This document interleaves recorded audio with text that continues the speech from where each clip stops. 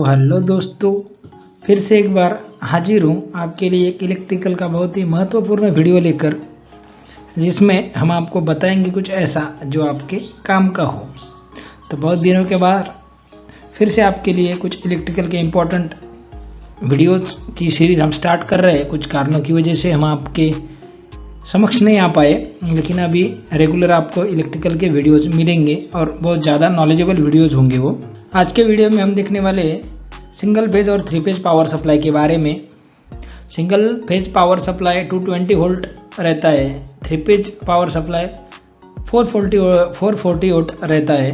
तो वो 660 वोल्ट क्यों नहीं रहता है? अगर 440 वोल्ट 3 फेज सप्लाई होता है तो वो 660 क्यों नहीं होता है? इस पर हम बात करेंगे। तो चलिए वीडियो को हम स्टार्ट करते हैं और समझते हैं कि सिंगल फेज पावर सप्लाई क्या है, 3 फेज पावर सप्लाई क्या है, उसके एप्लीकेशंस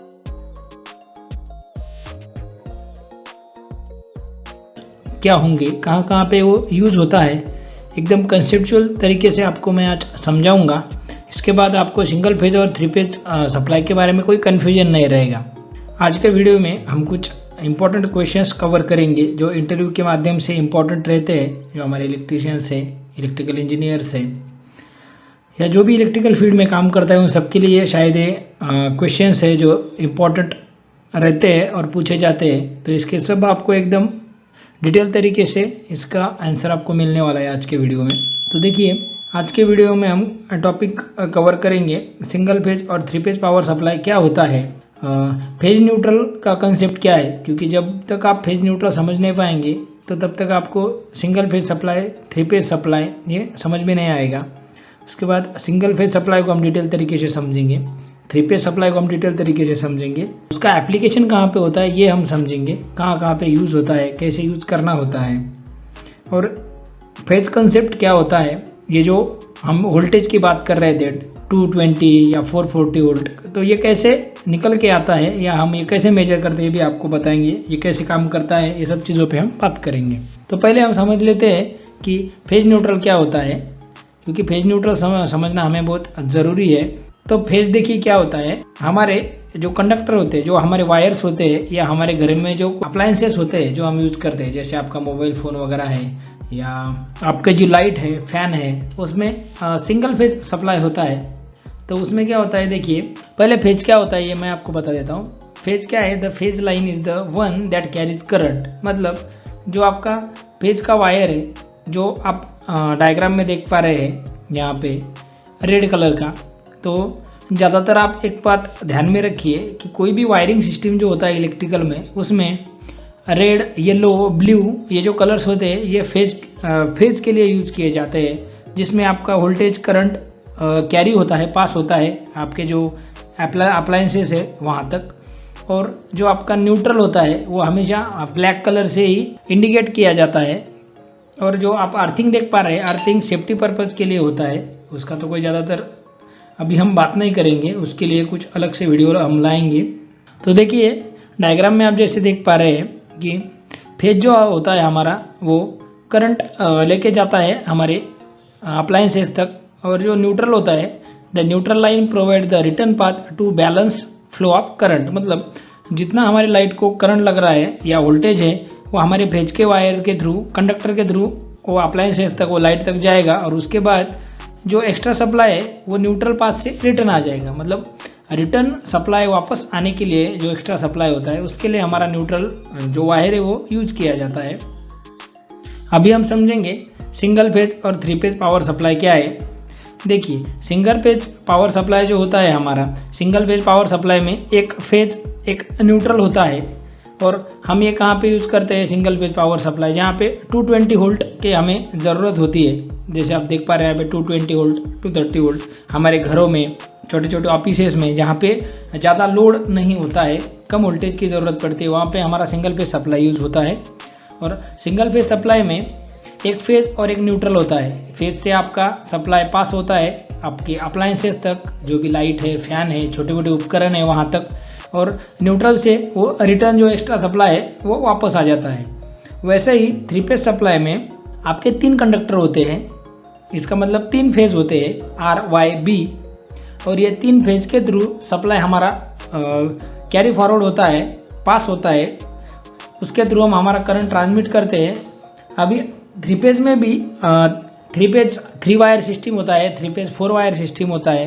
वो आपको मैं आगे बताऊंगा कि उसका जो एप्लीकेशन है वो कहाँ पे होता है, 3 फेज 3 वायर का या 3 फेज 4 वायर का। तो 3 फेज सिस्टम में आप सिंपली इतना समझ सकते हैं कि 3 कंडक्टर होते हैं हमारे RYB, 3 वायर्स, और न्यूट्रल अलग से होता है। वो एप्लीकेशन पे डिपेंड है। जैसे हमारे इंडस्ट्रियल है या बड़े बड़े कमर्शियल है या जहाँ पे लोड ज़्यादा होता है, मतलब 5 किलोवाट से या 6 किलोवाट से ज़्यादा जो लोड होता है, वहाँ पे ज़्यादातर हम 3 फेज सप्लाई सिस्टम का यूज़ करते हैं और 3 फेज सप्लाई ही यूज़ करना चाहिए। तो जैसे आप डायग्राम में देख पा रहे हैं, यहाँ पे सप्लाई डिस्ट्रीब्यूशन सिस्टम है। तो हमारा जो इंडक्शन मोटर है यहाँ पे डायग्राम में आप देख पा रहे हैं, उसे हमें 3 फेज की ज़रूरत होती है, न्यूट्रल की ज़रूरत नहीं होती। इतना तो हम सबको पता होता है। जो हमारा 3 फेज इंडक्शन मोटर है वो हमारा सिंगल फेज पे नहीं चल सकता। उसके लिए हमने क्या किया है, जो हमारा ट्रांसफार्मर से या ट्रांसमिटिंग लाइन से जो सप्लाई आता है हमारे बस बार तक या हमारा जो भी कंट्रोल ब्रेकर है वहाँ तक, जैसे ये 4 पोल का हमारा MCB है, तो आप ऐसे समझिए कि यहाँ पे R सप्लाई, यहाँ पे Y और यहाँ पे B है। तो यहाँ से हमारा सप्लाई डिस्ट्रीब्यूट हो गया। तो हमने तीनों जो हमारे फेज है 3 फेज, वो हमने मोटर को दिए, तो हमारा 3 फेज सिस्टम यहाँ पे काम करेगा और हमारा मोटर वर्क करेगा। वैसे ही आपको एक पावर सॉकेट दिख रहा है, एक CFL लैम्प दिख रहा है और फैन दिख रहा है। तो इसे हम 3 फेज सप्लाई नहीं दे सकते, लेकिन यहाँ पे जो डिस्ट्रीब्यूशन दिखाया गया है वो 3 फेज के थ्रू दिखाया गया है। जैसे मैं आपको एग्जांपल देता हूँ कि जो 2 BHK फ्लैट्स होते हैं या 3 BHK फ्लैट्स होते हैं, जहाँ पे हम गीज़र, फ्रिज, उसके बाद आपके जो ACs है, ऐसा अगर कोई एप्लीकेशन यूज़ कर रहे हैं, अप्लायंसेज यूज़ कर रहे हैं, तो उसके लिए आप 3 फेज सप्लाई का यूज़ करिए। इससे फ़ायदा ये होगा कि 3 फेज पावर सिस्टम में, पावर सप्लाई में जो पावर डिस्ट्रीब्यूशन होता है वो एकदम सेम तरीके से डिस्ट्रीब्यूट होता है और उसमें जो फ्लक्चुएशन है, जो सर्ज है, वो कम आता है। और ऐसे आप एक समझ सकते हैं कि अगर R सप्लाई में मेरा कोई प्रॉब्लम आता है, तो मेरे R सप्लाई पे अगर कोई मेरा रेफ्रिजरेटर कनेक्ट है, तो मेरा जो B और Y सप्लाई है या फेज है, उस पर कोई प्रॉब्लम नहीं होगा। उस पर वो फेज पे जो लोड है वो चलता रहेगा। तो यहाँ पे जैसे आप देख पा रहे हैं, ये जो पावर सॉकेट है ये R फेज पे हमने डिस्ट्रीब्यूट किया है, न्यूट्रल यहाँ से ले लिया है, तो ये सिंगल फेज पे चल रहा है।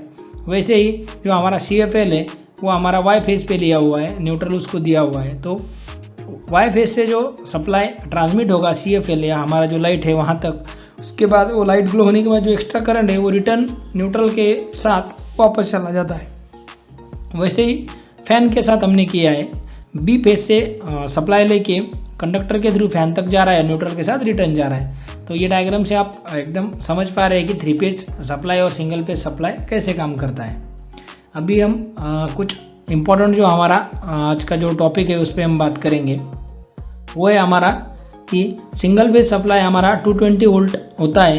अगर एक फेज हमारा 220 वोल्ट है तो हमारे 3 फेज 660 वोल्ट क्यों नहीं होते, 660 क्यों नहीं वोल्ट क्यों नहीं होते, वो 440 ही हम देखते हैं। अगर हमने 2 फेज के बीच अगर हमारे मल्टीमीटर से सप्लाई अगर चेक किया तो वो 440 वोल्ट ही दिखाता है ना।